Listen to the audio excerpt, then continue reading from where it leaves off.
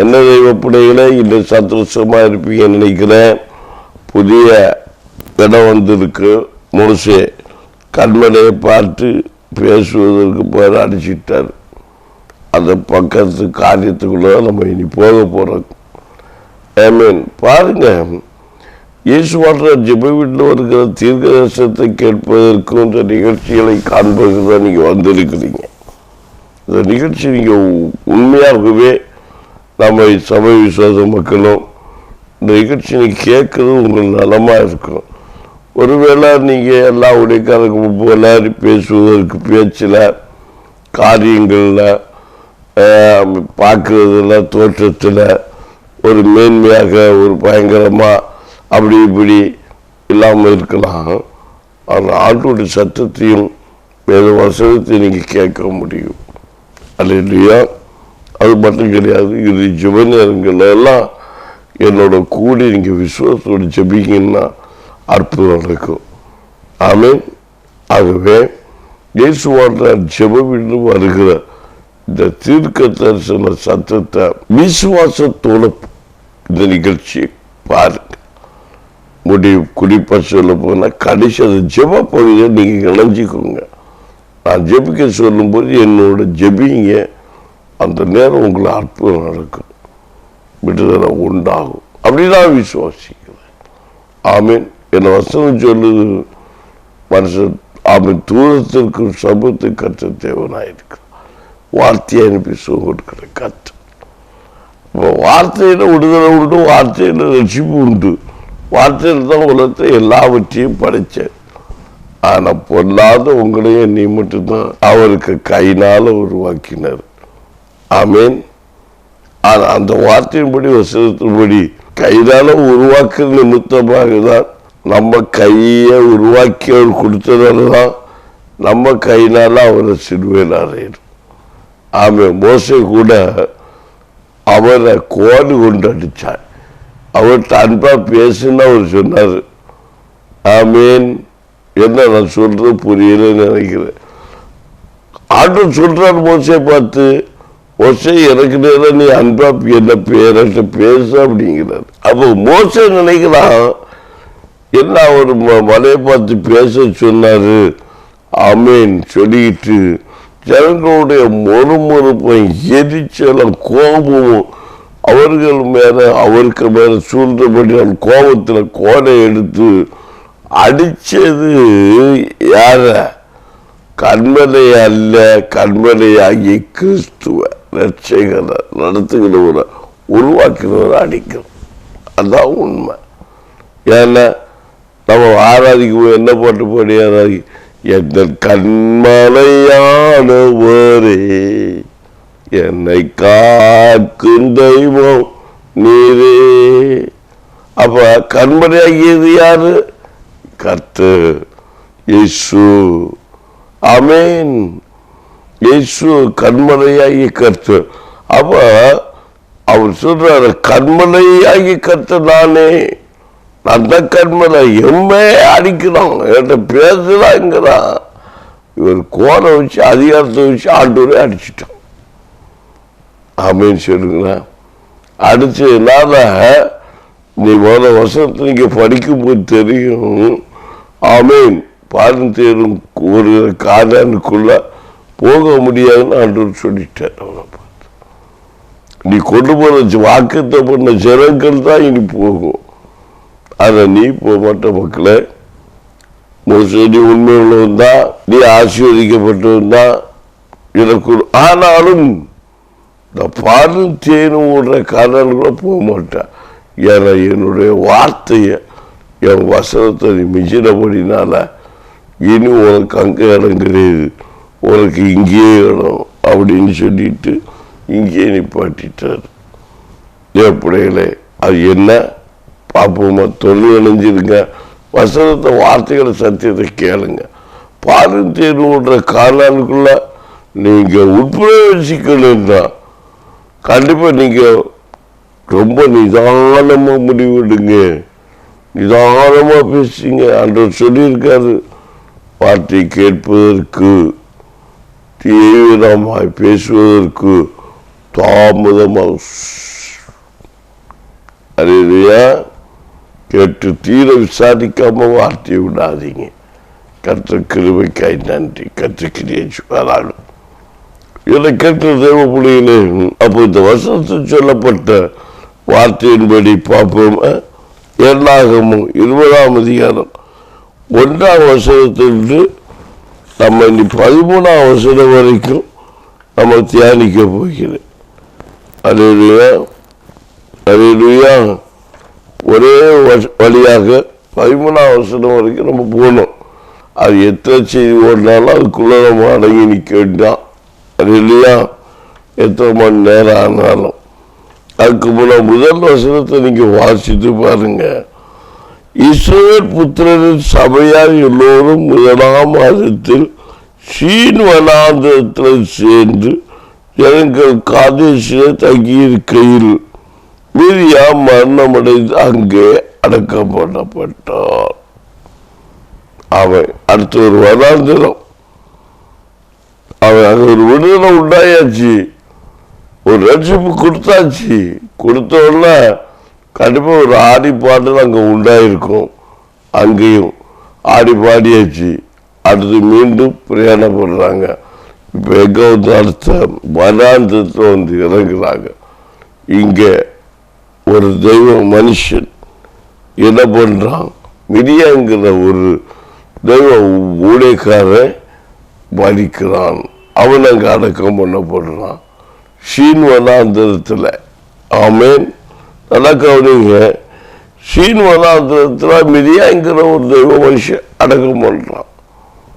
ஒரு கூட்டத்துக்கு அது பயங்கர இழப்பா இருக்கு, கஷ்டம், நஷ்டம்.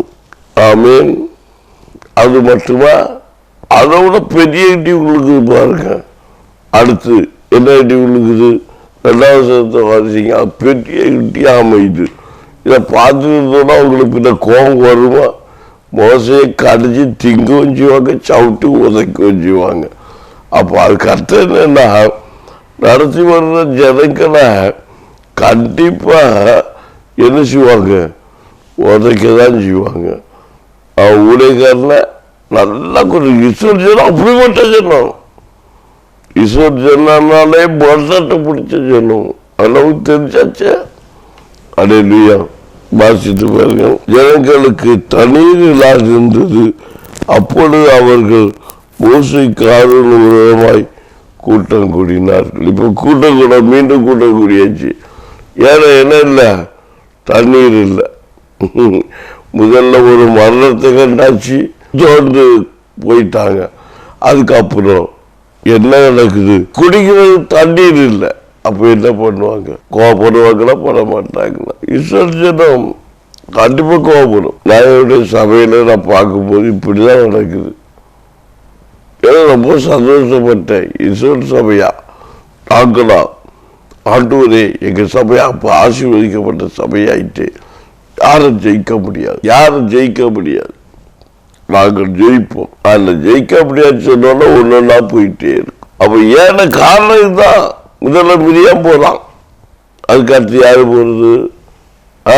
அடுத்த போல அடுத்த வருது. அப்போ ஒரு ஜெயம், அடுத்து ஒரு தோல்வி. ஒரு மனுஷனுடைய வாழ்க்கையில பரலோகராஜ்யத்துக்குள்ள போகணுன்னா இதுதாங்க. கிருபைக்குள்ள நடத்த போகணுன்னா அவங்க யுத்தத்தையும் கலகத்தையும் ஜெயிக்கணும். என்ன பார்த்து சொல்றீங்கன்னா அங்க யுத்தம் பண்ண வேண்டுமா? யுத்தம் பிசாசோட, வியாதியோட. நேற்றைக்கு சொல்றேன், பிசாசோட யுத்தம், கடற்பாரத்தோட யுத்தம், தரித்திரத்தோட யுத்தம் செய்யணும், ஜெயிக்கணும். அப்ப அங்க முதல்ல ஜெயிச்சாச்சு. இதுக்கு ஒரு வசனத்தை நான் உங்களுக்கு ஆடா சொல்ல முடியும். ஈஸ்வர் ஜனங்களுடைய சிறை இருப்பு திரும்புது. அவங்க சொப்பனை காட்ட போட்டு இருக்கிறாங்க. அந்த யுத்தத்தை ஜெயிச்ச உடனே அவங்க சிறை இருப்பு திரும்பியாச்சு. ஆனா ஒரு அடுத்த ஒரு தாக்குதல் உண்டாகுது, அதுக்கு ஒரு இழப்பு உண்டாகுது. அடுத்த நன்மைக்கு நேராய் போவதற்கு, அடுத்த ஆசீர்வாதத்துக்கு நேராய் போறதுக்கு. இப்போ அந்த இடத்துல ஒரு ஜெயம் வந்துருச்சு, உண்மைதான். ஜெயிச்சாங்க, உண்மைதான். ஒரு பெரிய அற்புதத்தை பெற்றுக்கொண்டாங்க, உண்மைதான்.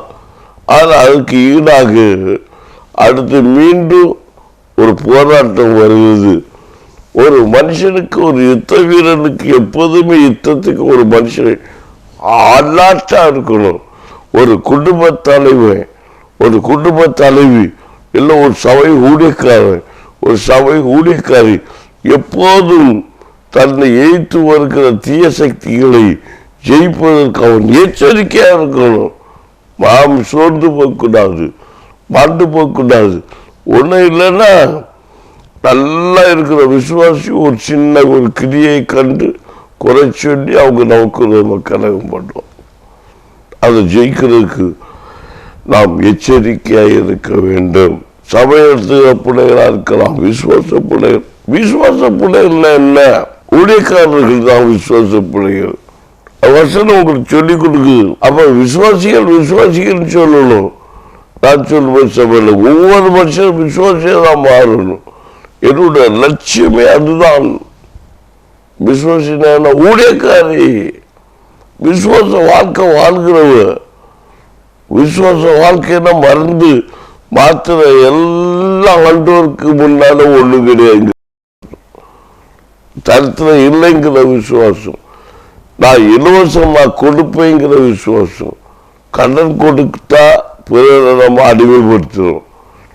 ஆமேன். கடன் கொடுத்தா பிறருக்கு நம்ம அடிமைப்படுத்துறோம். வட்டிக்கு கொடுத்தா பிறருக்கு நம்ம பிறருடைய சாபத்தை நாம் வாங்கி கொள்கிறோம். இப்போ ரெண்டு அர்த்தம் இருக்கு. ஆனா நம்ம யாரா இருக்கிறோமா? இலவசமா கொடுக்கிறோமா மாறணும். மாறணும் என்ன? நம்ம என்ன செய்யணும்? இந்த மாதிரி காரியத்துக்கு நம்ம விசுவாச வாழ்க்கை வாழணும்.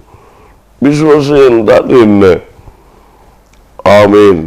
விசுவாசத்தை பார்க்க முடியாது, நம்ப முடியாது. நீ பெரிய ஆளாய் இருப்பாய். நான் சொல்லுறேன்.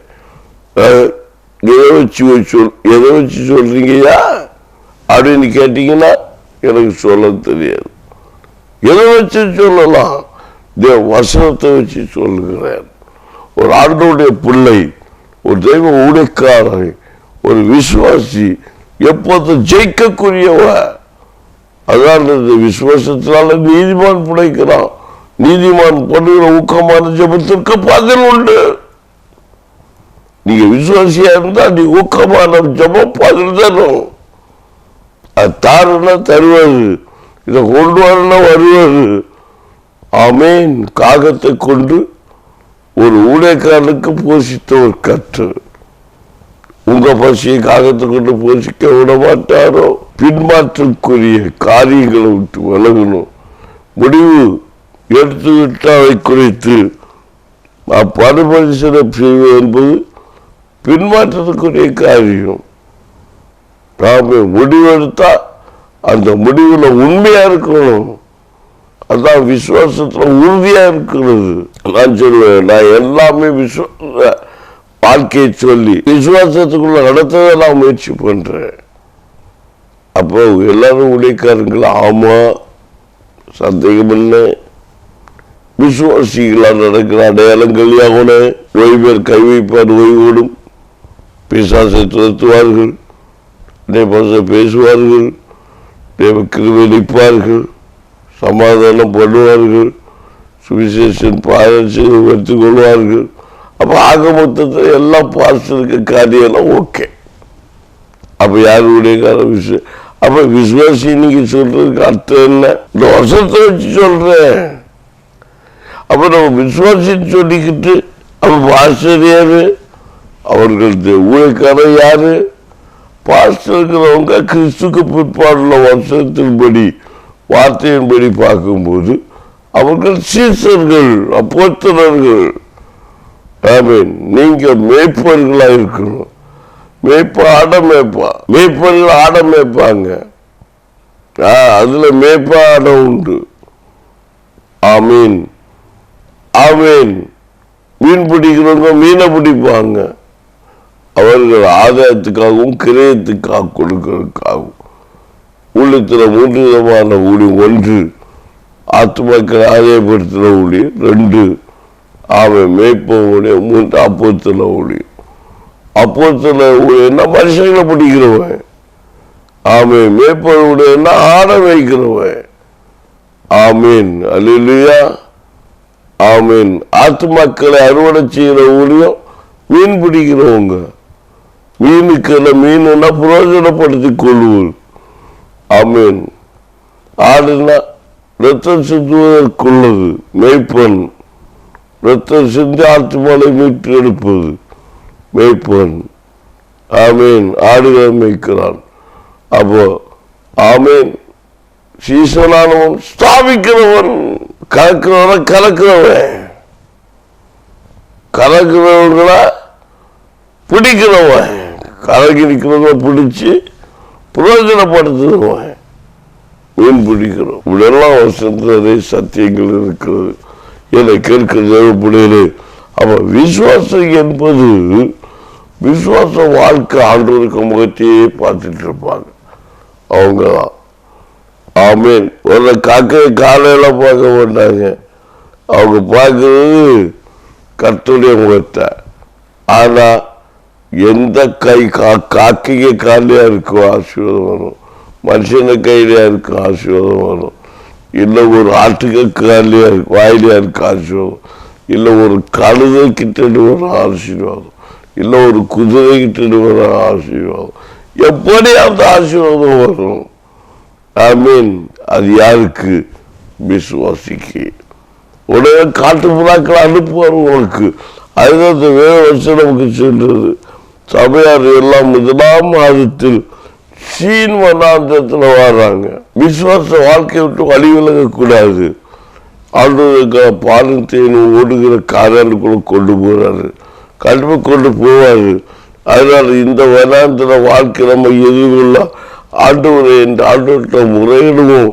அன்னைக்கு அடிமைத்தனத்தில் இருக்கும்போது, அந்த அடிமைப்பட்டு இருக்கும்போது, பாவத்தில் அடிமைப்பட்டு இருக்கும்போது, சாபத்தில் அடிமைப்பட்டு இருக்கும்போது, நம்முடைய கூக்குரலை கண்ணீரை கர்த்தர் கேட்டாரு. இன்றைக்கு கேட்க மாட்டாரா? ஆகவே இயேசுவை என்று கூப்பிடுவோம் என்று சொல்லி கூப்பிடாதபடிக்கு தன்னை நடத்தி வந்த ஆரோனையும் மோசையும் பார்த்து முறிவடித்தபடியினாலே கர்த்தருடைய கோபத்துக்கு ஆளாக வேண்டிய சூழ்நிலை வந்தது. மோசையும் ஆரோனையும் நெருக்கிற நிமித்தமாக மோசை ஆமை இறுதி போக வேண்டிய சூழ்நிலை வந்தது. இது நிமித்தம் சாபம் வந்தது. இஸ்ரவேலுக்கு ஜனங்களுக்கு சாபம் வந்தது. பின்னால பார்க்கும்போது உங்களுக்கு தெரியும், ஆமை அழிவு வந்தது. அங்கு அழிவு வந்தது. அநேக ஜனங்கள் மாண்டார்கள், மடிந்தார்கள். ஆமை கொள்ளிவாள் சர்ப்பம் அனுப்பப்பட்டது. மேற்பாவின் தண்ணீரை மதுரமாய் மாற்றினார். இந்த சீன் வனாந்தரத்தில் இருந்த அந்த கசந்து போன கண்ணீரை மாறாவின் தண்ணீரை மதுரமாய் மாற்றினவர் கற்று மேற்பாவின் தண்ணீரை வனாந்தரத்தில் தண்ணீர் ஆசிரியத்து கொடுத்த கற்று இந்த சீன் வனாந்தரத்திலே இந்த தண்ணீர் பஞ்சத்தை தீர்த்து பாலும் தேனும் ஓடுற காதாலி கொண்டு போகாமல் இருப்பாரோ? என்னை கேட்கிற தெய்வ பிள்ளையே, இன்றைக்கு ஒரு கஷ்டம் வரும்போது, ஒரு நஷ்டம் வரும்போது, ஒரு போராட்டம் வரும்போது, உங்களுடைய வாழ்க்கையில் நீங்கள் யாரை பார்த்து முறுமுறுக்கிறீர்கள்? உங்கள் நடத்தி வருவதை பார்த்தா, உங்களுடைய கணவரை பார்த்தா, உங்க பிள்ளைகளை பார்த்தா, பிள்ளைகள் பெற்றோரை பார்த்தா, சகோதரர் கணவன் மனைவியை பார்த்தா, யாரை பார்த்து முறுமுறு காந்தபடிக்கு ஆண்டவரை என்று சொல்லி கண்ணீரோடு உன் பாதத்தில், கண்ணோட கர்த்தருடைய பாதத்தில் ஆண்டவரே என்று கர்த்தரை கூப்பிடும் போது வேத வசனம் சொன்னது போல, வேத வார்த்தை சொன்னது போல, ஆமென். ரீகா துபாலமி பவுண்டா பக்கர வஷமரிமா ஏமேன். ஆபத்து காலத்தில் என்னை நோக்கி கோப்படு, நான் உனக்கு மறுவிட்டு அருள செய்து நீ அறியாதது எட்டாம பெரிய காரியத்தை உனக்கு முன்பாய் செய்வேன் என்று சொன்ன வாக்குத்தத்தம் பண்ணப்பட்ட அந்த வார்த்தை வசனத்தின்படி உனக்கு கட்டளை ஈட்டு பாலும் தேனும் ஓடுற கால நேராக உன்னை ரட்சி நடத்தாமல் இருப்பேனோ? ஏனி முழுவதுக்கிறாய் ஈஸ்வர் ஜனமே, பாதுகாக்கப்பட்ட என் ஜனமே, ஏனி முறுமுறுக்க வேண்டும். உத்தம மார்க்கத்து ஜனமே, ஏனி முறுமுறுக்க வேண்டும். தண்ணீரில் என்று முறுமுறுக்கிறாங்க. அந்த 3ஆம் வசனத்தை நீங்க பார்க்கும்போது தெரியும். ஜனங்கள் மோசையோட வாக்குவாதம் பண்ணி, எங்கள் சகோதரர் கர்த்தருடைய சந்ததியில் மாண்டிருப்போம், நாங்களும் மாண்டு போயிருந்தால் நலமாயிரு. அது ஒரு மனுஷன் மாண்டு போனானே, அவன் யார்? மிரியாம் மாண்டு போனாரு. அந்த நாளில் நாங்களும் எங்கள் சகோதரர் மாண்டா நாளில் நாங்களும் மாண்டிருந்தால் நலமாயிருக்கும். குடிக்க தண்ணி இல்லாத இடத்துல கொண்டு வந்து நீங்கள் நிறுத்தீர்கள். அதற்கு அந்த அடிமைத்தனத்தின் வாழ்க்கை எவ்வளவு பெருசு, பாவ வாழ்க்கை எவ்வளவு பெரியது. அங்கு எவ்வளவு சந்தோஷமாய் இருந்தோம், அங்கு புசித்தோம், அங்கு குடித்தோம், தோடி வருஷம் நடந்தோம், பிறருக்கு அருமையாய் விழுந்தோம், கண்ணீர் வடித்தோம், உண்மைதான். ஆனால் என்று சொல்லி முறுமுறுக்க தொடங்கின உடனே மோசையுடைய இருதயம் உடைந்தது, ஆரோடைய இருதயம் உடைந்தது, சுக்கு நூலாகி போனார்கள். எனக்கு இருக்கிற தெய்வ பிள்ளையே, நடத்துகிற மனுஷர்கள் துக்கப்படும் படிக்கு நடத்தக்கூடாது என்று வேதம் சொல்கிறதை நீங்கள் வாசிக்க. உங்கள் நடத்துகிற மனுஷர்கள் ஆமை துக்கப்படாதபடிக்கு அவருடைய குறைகளிலே குறைச்சல்களிலே நீங்கள் முந்திக் கொள்ளுங்கள் என்று சொன்ன வார்த்தையை நீங்கள் மறந்து விட்டீர்களோ? இந்த வசனங்கள் வார்த்தைகளை மாற்றி நிமித்தமாக, கேள்வி கேட்பது நிமித்தமாக அநேக ஜனங்கள் இடறி போகிறார்கள், அநேக ஊழியக்காரர்கள் இடறி போகிறார்கள், அநேக ஊழியக்காரர்கள் இடறி போகிறார்கள். ஆண்டவருக்கு கூட இல்லை என்று கூட அநேகர் முறுமுறுத்து விடுகிறார்கள். நாங்கள் ஜெபித்த பதில் இல்லை, நாங்கள் கண்ணீர் வடித்து பதில் இல்லை என்று சொல்லி அநேகர் இடர்வன்று உண்டு. ஆனால் மோசையும் ஆரானும் அதனை இடறி விடாதபடி ஆமென். பாருங்கள், அடுத்த வசனங்கள் நாம் வாசித்து பார்க்கும் போது 4ஆம் வசனத்தை வாசிங்கள். அவை நாங்களும் எங்கள் மிருகங்களும் எங்கே ஆகும்போது நீங்கள் கர்த்தரின் சபையை இந்த வனாந்திரத்தில் கொண்டு வந்து என்ன விதைப்பு அத்தி மரமும் திராட்சை ரசம் செடியும் மதுர மாதுளை செடியும் அவை குடிக்க தண்ணீரும் இல்லாது இந்த கெட்ட இடத்தில் எங்களை கொண்டு வரும்போது நீங்கள் எங்களை எகிப்திலிருந்து புறப்பட பண்ணினது என்ன என்றார்கள். அப்பொழுது மோசேயும் ஆரோனும் சபையாரை விட்டு ஆசிரியப்பு கூடாத வாசலில் போய் முகம் கூப்புற விழுந்தார்கள். கர்த்தருடைய மகிமை அவர்களுக்கு காணப்பட்டது. என்னை கேட்கிற தெய்வ பிள்ளைகளே, மோசேயும் ஆரோனும் இந்த வார்த்தையை கேட்டவுடனே முகம் கூப்புற கர்த்தருக்கு முன்பாய் விழுந்தார்கள் என்று வேதம் சொல்கிறது. எதற்காக? உங்கள் இடத்துல ஊழியக்காரர்கள் இடறி போகாதபடிக்கு எச்சரிக்கையை பார்த்து கொள்ளுங்கள். அவர் விழும்போது ஒரு பெரிய கோபம் உங்கள் மேல் இறங்கும். அவர் கர்த்தருடைய சமூகத்தில் விழுந்த நிமித்தமாக ஒருவேளை உங்கள் கற்பு நடந்திருக்கும். ஆனாலும் அங்கு ஒரு பெரிய பாவம் சாவும் ஒரு வரதை நீங்கள் மறக்க கூடாது. அந்த சாவும் பாவம் என்ன என்பது பிரயாணத்தில் போங்க, அப்போ உங்களுக்கு தெரியும். நன்மை உங்களுக்கு உண்மைதான், உறுதிதான், ஆசீர்வாதம் உங்களுக்கு உண்மைதான், வாக்குத்தம் பண்ணப்பட்ட தேசம் உங்களுக்கு உண்மைதான், வாக்குத்தம் பண்ணப்பட்ட வார்த்தை உண்மைதான். அந்த வார்த்தை நிமித்தம் நீங்கள் விசுவாசம் உறுதியா இல்லாதபடினாலே உங்கள் நடத்தோட நீங்கள் துக்கப்படுத்துவீர்கள், உங்கள் நடத்தோட நீங்கள் பாரப்படுத்துவீர்கள். தேவனுடைய ஊழியக்காரர்களை பாரப்படுத்த பாவம், அது சாபம், அது அழிவை கொண்டு வரும். எச்சரிக்கையா இருக்கும். ஜனங்கள் உணர்வு இல்லாமல் இருந்து எழுதப்பட்டு இருக்காங்க, துக்கப்பட்டு கொண்டு இருக்கிறாங்க. பால் தேர்வு ஓடுற காரணம் வேணும்னு விரும்புகிறா. இதை மோசையும் விரும்புகிறா, ஆரோனும் விரும்புகிறா, ஊரும் விரும்புகிறா, எல்லாரும் விரும்புகிறாங்க. ஆனாலும் கற்று விரும்பாமல் இருப்பாரோ? உன்னை கண்ணீரை கேட்டு கொண்டு விரும்பாமல் இருப்பாரோ?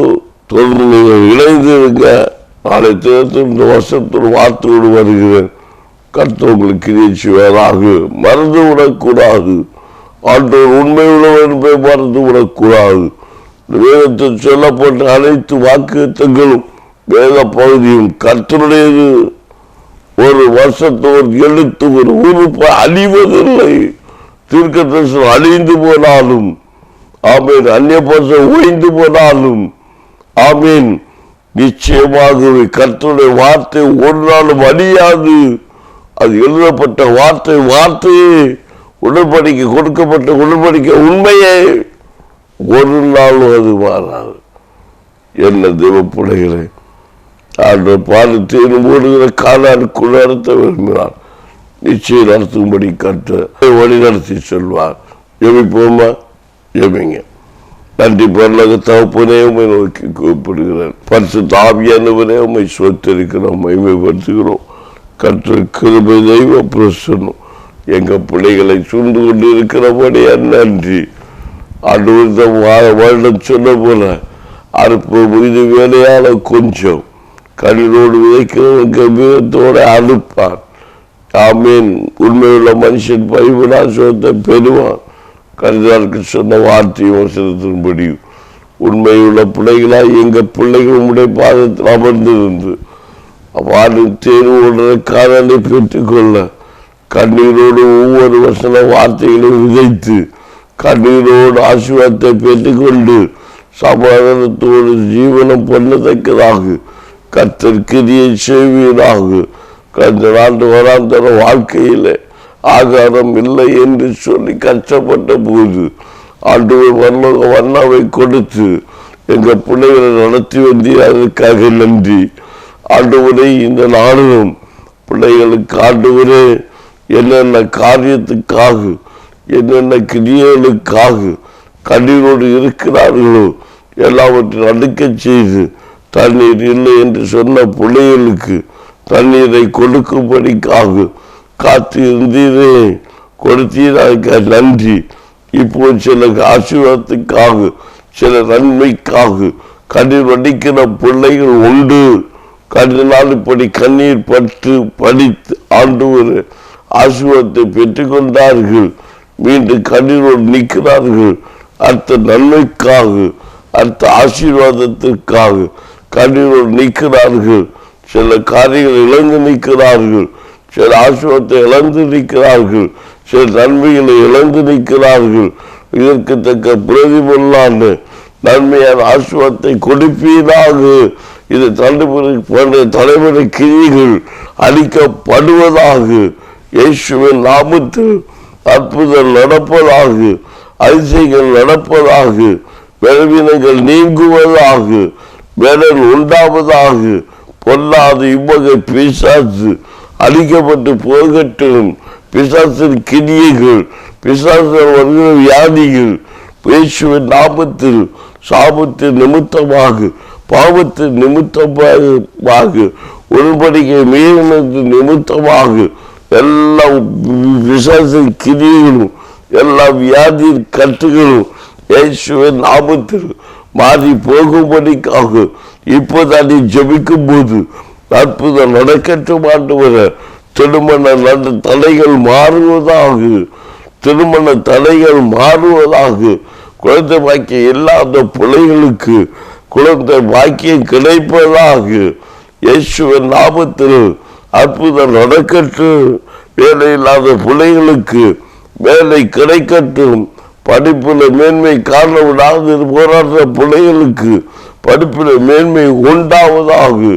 இயேசுவின் நாமத்தில் எழுப்பி நடக்க முடியாதபடிக்கு கஷ்டப்படுற பிள்ளைகள் இப்போது என்னோடு இணைந்து ஜெபிக்கும் போது எழுப்பி நடப்பீர்களாக, எழுப்பி நடப்பீர்களாக.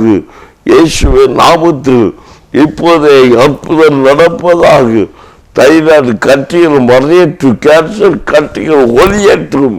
இயேசுவின் நாமத்தில் ஆமே வாய் பேச வைக்காதபடிக்கு திக்கு வாயு மந்த நாபம் உள்ள கிரியை இயேசுவின் நாமத்தில் அழிக்கப்படுவதாக. இயேசுவின் நாமத்தில் அந்த ஆவியை பிள்ளைகளை விட்டு மாறி போகட்டும். வயிற்றை கட்டுகிற மனதை குழப்புகிற ஆவியில் இயேசுவின் நாமத்தில் அழிந்து போவதாக. விடுதலையோடு ராமன் சமாதானத்தோடு சந்தோஷத்தோடு மகிமையோடு ஊழியத்தை செய்து ஊழியத்தை நிறைவேற்றி தீர்க்க தரிசனம் நிறைவேறும்படிக்கு பாடோடு தேனாய் பெற்றுக்கொள்ளும்படிக்கு ஆண்டவர் வரும் வரைக்கும் அவன் எழுப்புதலின் சக்திகளாகும், எழுப்புதலின் கிரியை பெற்ற பிள்ளைகளாகும் ஜெபிக்கிற ஒவ்வொரு பிள்ளைகளும் மாறத்தக்க கிரியை செய்வீராகும். எழுப்புதல் இந்திய தேசத்தில் உண்டாகட்டும். 2024 மாறுபாடு வித்தியாசத்தை காணப்படுகிற ஆண்டு 2024 உணரத்தக்கதாய் கர்த்தர் உணர்வின் ஆவியை இந்த தேசத்து ஜனங்களுக்கு கட்டளையிடுகிற நாளாய் இருக்கிறபடியே நன்றி. இயேசுவே அற்புதங்கள் அடையாளங்களை இந்த தேசத்தில் செய்து எங்க இந்திய தேசம் ஒரு உயர்வை காணட்டும். இயேசுவே நாமத்தில் நல்ல பிதாவே, ஆமென், ஆமென். என்ன தேவப்படுகளை இன்றைக்கு ஜெபித்திருக்கிற இந்த ஜெபத்தின் நிமித்தமாக நான் நல்ல உண்மைகள் ஆசிரியத்தை பெற்றுக் கொண்டிருக்கிறேன், விசுவாசிக்கிறேன். கர்த்தராமை கர்த்தர் கிரியை செய்வதாக. நாளைய தினமும் இயேசு வாழ்ற சபையில் வருகிற தீர்க்க தரிசன சத்தத்தை கேட்பதற்கு இணைந்திருங்க. கர்த்தர் கிரியை செய்வதாக. ஆமென். தேங்க்யூ.